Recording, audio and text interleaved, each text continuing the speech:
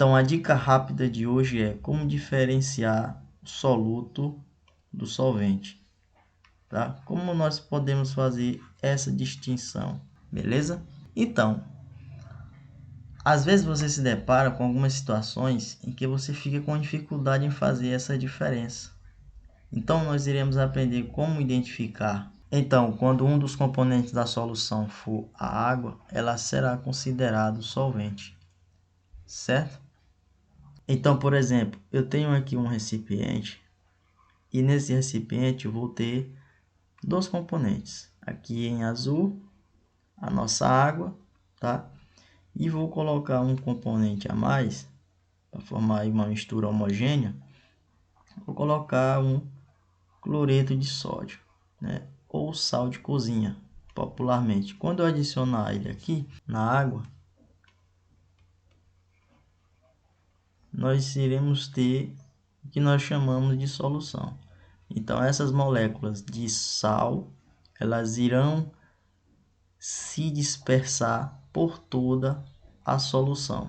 Ou seja, esse átomo de sódio, ele se separa do átomo de cloro, formando íons, né? Formando íon cátion e íon ânion. Cátion, lembre lá que é aquele átomo que adquire carga positiva, e ânion é o que adquire carga negativa, ok? Então, pessoal, a água aqui, ela será o que nós chamamos de solvente universal, lembra? Então, quando tiver água e um outro componente, que no caso aqui eu coloquei o cloreto de sódio, mas poderia ser uma glicose, né, ou uma sacarose, a água ela será o solvente. Então, era por isso que ela é chamada de solvente universal, porque ela dissolve, né, a maioria das substâncias, ok? Quando o soluto e o solvente estiverem no mesmo estado de agregação, o solvente possui maior quantidade de matéria, que é esse N. Né? Para a quantidade de matéria, pessoal, para quem não lembra, é o que nós chamamos de mol, tá? Então, a quantidade de matéria é o que nós chamamos de mol.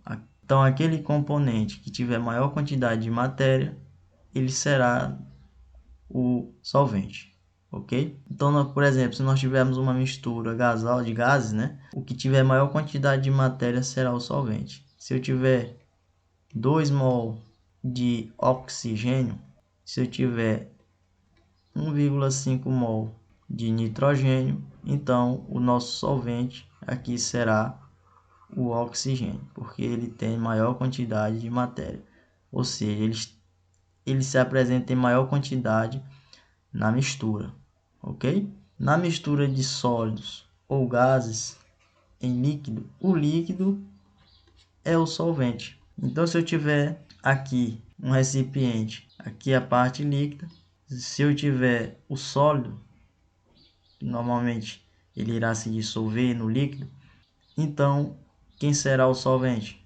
O líquido. Se eu tiver dissolvido aqui no líquido, quem será o solvente? O líquido, tá? O líquido será o solvente. Isso será melhor visto no próximo item. Classificação das soluções. Pessoal, posso também classificar as soluções, ok? Eu posso ter soluções sólidas, ou seja, em que o soluto e o solvente estão no mesmo estado de agregação, ok? Isso é muito comum acontecer nas ligas metálicas, tá? Ligas metálicas, ok? Eu tenho também soluções líquidas, certo? Ou seja, o soluto e o solvente também estão no estado líquido. Exemplo, sal em água. Lembra lá? O sal, ele se dissolve na água. Então, forma apenas uma única solução de uma única fase. Isso aqui é uma solução líquida. E tem soluções gasosas. Um exemplo, o ar atmosférico é um exemplo de solução gasosa. Esse atmosférico ele pode ser composto por uma mistura de gases, né? Nitrogênio, oxigênio e hidrogênio. certo? Então aqui eu tenho uma mistura gasosa. Então, por exemplo, na liga metálica, uma solução sólido-sólido, eu posso ter as ligas metálicas, posso ter a prata, que é representada por Ag, e o ouro, representado por AU, ok? Então eu tenho aí dois metais, né, formando uma solução sólida. Agora a solução líquida, como eu citei, eu posso ter o sal em água, certo? Então, quando eu pego o sal e a água, forma uma mistura homogênea. E a solução final é uma solução líquida. Soluções gasosas, eu posso ter o ar atmosférico. Então, eu tenho aí o nitrogênio, o oxigênio e o hidrogênio. O atmosférico na sua condição pura. Ok? Então, pessoal, eu irei montar aqui uma tabela para a gente ver a importância do estado de agregação em relação ao soluto e o solvente. Soluto em uma das colunas, solvente na segunda coluna e na terceira coluna eu vou colocar o exemplo. Então aqui a gente já tem algumas soluções acima, né? Só que aqui eu vou especificar os componentes para você fazer a associação. Por exemplo, o soluto aqui, no caso da liga metálica, ele está no seu estado sólido e o solvente também está no estado sólido. Então eu tenho aqui, ó, a prata e o ouro está no estado sólido. Aí você pode perguntar: ah, professor, mas quem dos dois é o solvente se ambos estão no estado sólido?